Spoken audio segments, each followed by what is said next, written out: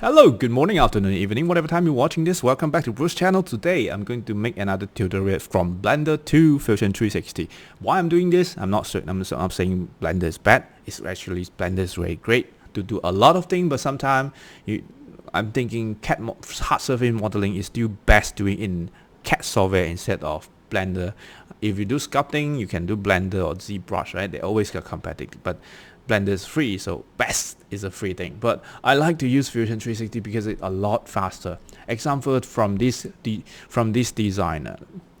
Okay, this one is from CRNT Designer. I'm subscribed to the video and like this video as well because I learned a lot of things from how he explained the tools for the blenders and how the thing works for the curve. But I really think that if I make this one in Fusion 360, it will be a lot faster. So that's why I'm making this tutorial. I hope, and also after you make in Fusion, you can still import it back to the blenders. That's what the best is. And because of this, like the first 4 minutes, maybe 6 minutes, is explaining her tools, how it works, and you get the concept. After that, he created a time lapse. I'm not sure how long he spent, but the video is 10 minutes to explain how to make this thing. I'm going to do the same without doing the time-lapse part because I can finish it in 10 minutes. So let's get started. I'm fired up the Fusion 360. Okay, Fusion 360 fire up. Go back to the view and double check the image. What I'm going to do, I use it as a canvas. So I'm going to record the picture. So you can always screenshot or record, save the picture, but this is the video, so I'm going to use a snipping tool to get it. Snap it, and then save it to the whatever place. Boop, boop, boop, boop. Okay, then this picture I'm going to insert as a canvas to a Fusion 360 from my computer. Save it. Okay, you can adjust the size whatever you want, and down, rotate it, make it look like the one you want. Of course, you can adjust the size, but in this case, I don't care about the size, so never mind. Or you can still do it if you want to, but never mind. So first thing, after you got canvas, first thing you select, create a sketch. This sketch is very important. Why rotate? Okay, a sketch is very important because you need to use all the tools inside the sketch feature. And what you're going to use is the control point spline because it's not on the shortcut. You need to go in here, right? Control point spline. Okay, you can just type S and see type control. You got it here. Okay, after you got this, you need to analyze how many curves this thing have. So you have a 1 curve, 2nd curve, 3 curve, and 4 curve. So I'm going to do it. First thing is select the point. Okay, select the point. So you don't have to exactly follow how many point it have. You just run randomly point roughly there, then you can adjust accordingly after. Okay, and then adjust accordingly. You can also like moving up and down to make it more curve. Okay, you can move this one out more. It's most likely the same like that, roughly there. Okay, this is first spline. Then because I edit now, I can do everything together, but every time you need to go back to click the spline is very complicated, very take time. So I go in the right click, use the repeat control point. You can always record the last move, so you can have a quick selection to repeat. So like now I know I'm not pressing anything, so you see the tools on the mouse is still there, so I can continue. I can straight away continue. So remember, do not press enter. This is not using enter to confirm. This is using the tick here. This tick here, then you can control the next one thing. That every time you full stop, there will become a sharp edge there because it's not spline. So I can just adjust the curve I want to. Adjust the curve I want to. You just move the spline to adjust it up and down, left and right. Very simple. Okay, you got this one. Okay, now this is the next problem. Well, how do I do this export extension? If you use extrude, you will have trouble because you want to do degree, it will be fail. So you can this, let's say find minus 45. Okay, it still can do it. Actually I already done. If I do this minus 45 thing, right, minus 45 thing, it's already done. So how many minutes I spent? 3 minutes. Yeah, 3 minutes. I don't need a time lapse to do it, so that's why I said I can do it in Fusion. So I can just exclude and use this 45 degree.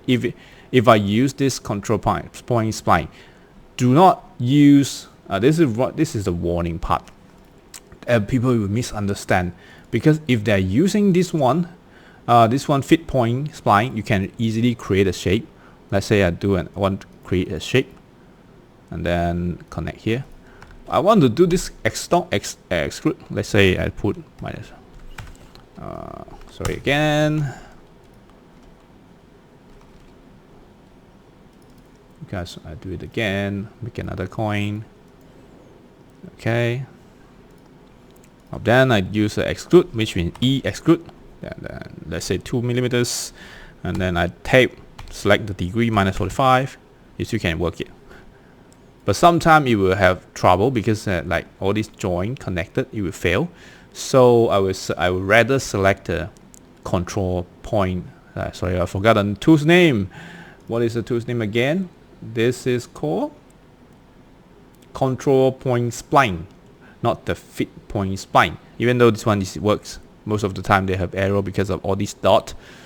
And also because of another option, I can make this example. I will go and hide this sketch now. So let's say I want to create from the another side.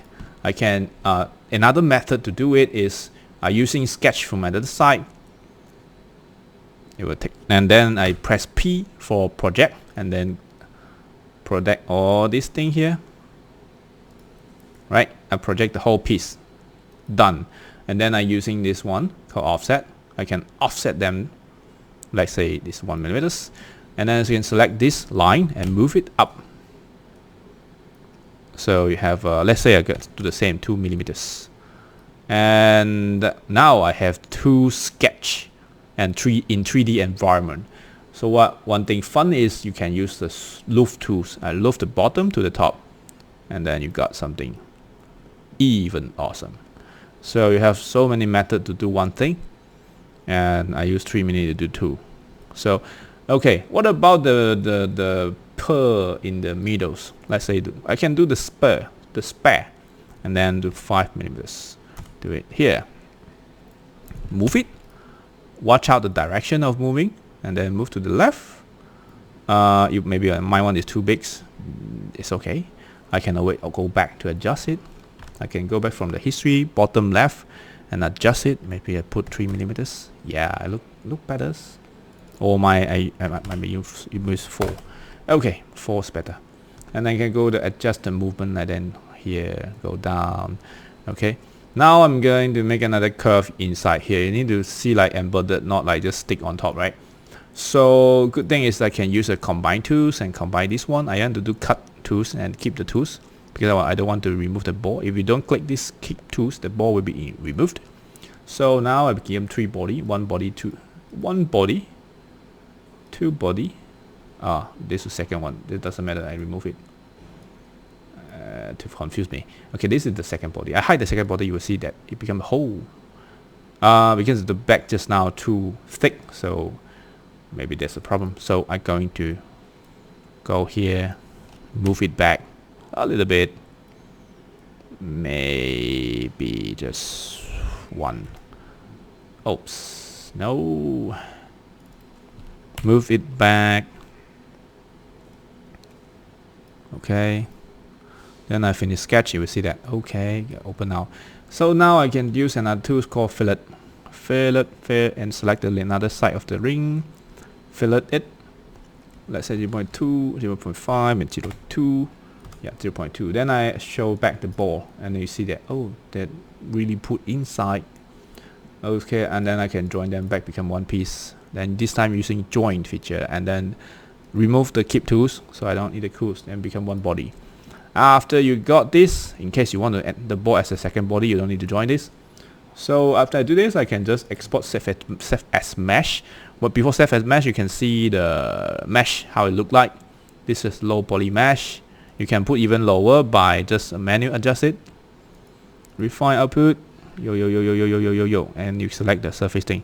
You want a very high output for. I'm normally do 3D printing, so I'm normally export the high resolution refinement. So I can do the low one for in this case because I want to export to the Blender. Okay, I have this one exported. Now I can fire up the Blender. Fire up the blenders and then simply just import file, import the STL, and then go to the upload files and also see the date. I got too many files here. No way, take time. So body 1 today. I got this here. See, I can do.